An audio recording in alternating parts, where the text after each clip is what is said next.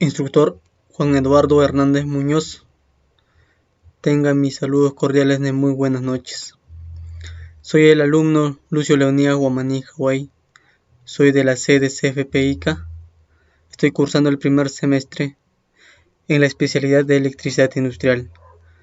Bueno, en esta oportunidad voy a hacer la sustentación y explicación paso a paso de la actividad entregable número 1 de física y química. Situación contextualizada. Estimado aprendiz, en este momento usted es parte del equipo de colaboradores de la empresa Conmuntel, empresa especializada en la fabricación e instalación de torres de comunicación, así como en el mantenimiento e implementación de sus equipos y accesorios. Se le asigna 2 situaciones que debe resolver, sustentar sus resultados y obtener las conclusiones de las mismas. Nos dan una situación 1. En esta situación de confinamiento social que se está viviendo a causa del COVID-19, la demanda por el servicio de Internet ha aumentado. La empresa Conmuntel instalará 125 torres de comunicación en los distritos del Cusco. Para ello fue necesario transportar tubos de acero galvanizado de 8,5 pulgadas de diámetro desde la ciudad de Arequipa a Cusco, haciendo uso del servicio de un camión que demoró 9 horas 40 minutos en recorrer 513.3 kilómetros. Con la ayuda de una carta geográfica nacional se midió la distancia geográfica entre las dos ciudades, siendo esta de 323 kilómetros. Acá se puede observar que se midió de Arequipa a Cusco, es una línea recta, ¿no? Mediante la carta geográfica. Analizar la información recibida y resolver las siguientes preguntas. Nos dan la pregunta A. Si el diámetro interno del tubo de acero galvanizado es de 197.5 milímetros, ¿cuál es el espesor del tubo? Sí, acá sacamos los datos. El dato es diámetro exterior es 8,5 pulgadas. Convirtiendo a fracción 17 sobre 2, este es igual a 8.5 pulgadas. El diámetro interior nos dan también como dato 197.5 milímetros. Pero acá podemos observar una vista frontal de un tubo. El diámetro exterior es la D mayúscula, el diámetro interior de I, el espesor S. Los tubos están clasificados por cédulas. Cédula 20, 30, 40, 80 respectivamente, pero en este problema no nos dicen qué cédula es, ¿no? Por lo tanto, este problema lo vamos a resolver mediante una fórmula, no es necesario ir a una tabla. Para esto voy a convertirlo a milímetros, así para resolver en esa unidad. Convertir a milímetros. El diámetro es 8.5 pulgadas y una pulgada es 25,4 milímetros. Pulgadas se van, haciendo la operación sería 215.9 milímetros. Para calcular el espesor, la fórmula es espesor es igual diámetro exterior menos el diámetro interior sobre 2. Reemplazando las fórmulas sería 215.9 menos 197.5 sobre 2 da como resultado 9,2 milímetros, ¿no? Este es el espesor del tubo, ¿no? De 9,2 milímetros. ¿Qué es el galvanizado y para qué se utiliza? El galvanizado o galvanización es el zincado de acero o hierro por inmersión en un baño de zinc fundido. ¿Para qué se utiliza? El proceso de galvanizado es una técnica que se usa para proteger el acero de la corrosión desde hace más de 250 años. El galvanizado consiste en la inmersión de las piezas de acero en zinc fundido para protegerlas de la corrosión y potenciar su fortaleza mecánica a los golpes y la abrasión. ¿Cuál es la rapidez del camión? Hemos sacado algunos datos, que el diámetro que la distancia recorrida es de 513.3 kilómetros y el tiempo que demoró es de 9 horas 40 minutos. La distancia es en metros, el tiempo en segundos y la celeridad y la rapidez su unidad es en metros por segundos o puede ser kilómetros por horas, ¿no? Yo en esta oportunidad lo voy a trabajar en metros por segundo porque es la unidad en el sistema internacional y además no me dice el problema en qué unidad lo tengo que resolver. Acá quiero hacer un pequeño aclaración. La fórmula es distancia sobre tiempo, no confundir con el desplazamiento. La distancia es la distancia recorrida, ¿no? Que en el trayecto puede haber curvas y todo. En cambio, el desplazamiento es una línea recta. ¿Sí? Más adelante se va a explicar más a detalle. Para esto voy a convertirlo a metros y segundos, las unidades. La distancia que es 513.3 kilómetros, y 1 kilómetro es igual a 1000 metros, kilómetro se va haciendo, la operación sería 513.300 metros. El tiempo, 9 horas 40 minutos, es igual a 580 minutos. Para convertirlo a segundos, aplicamos la regla de 3 simple directa, que es 1 minuto equivale a 60 segundos, y 580 minutos, ¿a cuántos segundos será? Producto en aspa, 580 por 60 sobre 1 minuto. Minutos se van, haciendo la operación sería 34.800 segundos.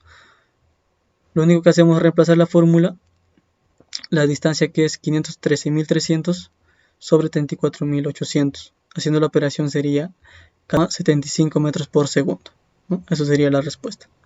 La rapidez es de 14,75 metros por segundo. ¿Cuál fue su velocidad media? Sabemos que la velocidad media, la fórmula es desplazamiento sobre tiempo. Acá quiero hacer una aclaración. Acá, como podemos observar, hay una recta en la parte superior de la velocidad media. Esto indica que es vectorial, es una magnitud vectorial la velocidad media. El desplazamiento también es magnitud vectorial. Esto quiere decir que tiene dirección, sentido y módulo, a diferencia de la rapidez, que es una magnitud escalar. Dicho esto, la velocidad media, su unidad es en metros por segundo en el sistema internacional. Si el desplazamiento es en metros, el tiempo en segundos. Yo lo voy a convertir a metros porque lo voy a trabajar en metros por segundo. El desplazamiento por datos es 323 kilómetros. Es lo que se midió con la carta geográfica, ¿no? Ese es el desplazamiento, la línea recta, desde un punto hacia otro punto. El tiempo, ya lo hemos convertido, salió 34.800 segundos. El tiempo es el mismo. Y el desplazamiento, 323 kilómetros, 1 kilómetro es 1000 metros. Haciendo la operación sería 323.000 metros. Lo único que hacemos es reemplazar la fórmula, que el desplazamiento es 323.000 metros sobre tiempo, que es 34.800 segundos. Da como resultado 9,2816 metros por segundo, redondeando sería 9,28 metros por segundo. También lo hubiera podido hallar en kilómetros por hora. Bueno, me va a salir otro resultado, pero al final de cabo es lo mismo. La respuesta a la velocidad media es de 9,28 metros por segundo, y acá tiene el sentido. De Arequipa a Cusco nos indica en el sentido. Justamente eso es la velocidad media, es vectorial. La rapidez y la velocidad tienen el mismo resultado, sustenta sus respuestas. Acá podemos ver que la rapidez es de 14,75 metros por segundo y la velocidad media es de 9,28 metros por segundo. El sentido es de Arequipa a Cusco, ¿no? Podemos observar que son diferentes. ¿Por qué? Porque obviamente el uno es escalar y el otro es vectorial, ¿no? La velocidad media es una magnitud vectorial y la rapidez es una magnitud escalar. Vectorial nos indica que tiene sentido, dirección, tiene módulo, y en cambio la rapidez solo que tiene un número y su unidad, ¿no? Y el desplazamiento, y acá también es vectorial, y acá solo es la distancia recorrida. Aquí podemos ver una gráfica donde que muestra la línea negra, todo esto es la trayectoria, y la línea verde es la distancia recorrida, ¿sí? Podemos observar que también cuenta todas las curvas que puedan ver en la trayectoria. ¿Sí? Esa es la distancia recorrida, es lo que se toma para hallar la rapidez. Y esto es el desplazamiento, es una línea recta, es un vector. Tiene una posición inicial y tiene una posición final, ¿no? Eso es lo que se toma para hallar la velocidad media. Respuesta: la rapidez y la velocidad media tienen resultados diferentes porque la rapidez es una magnitud escalar y la velocidad media es una magnitud vectorial que tiene dirección y sentido. Situación 2. En una de las camionetas de la empresa se va a trasladar 2 cajas con herramientas. La masa de cada caja con los materiales es de 315 kilogramos. Las 2 cajas se colocan en la parte trasera de la camioneta de 1.26 toneladas de masa, como se muestra en la figura. El punto G es el centro de gravedad de la camioneta. Acá podemos observar los datos. Observamos las 2 cajas. Acá está de C a D, es de 1.7, de D hacia la parte frontal de la camioneta de 2.8, ¿no? Acá de la llanta trasera hacia el punto G sería de 1.8, del punto G hacia punto B, que es la llanta, de 1.2 metros. del punto B hacia la parte frontal de la camioneta sería de 0.75 metros, ¿no? Estos datos nos van a servir para poder resolver el problema.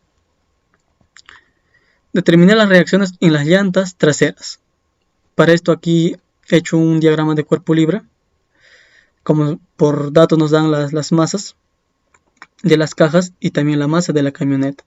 Pero esto hay que convertirlo a pesos, a una fuerza, ¿no?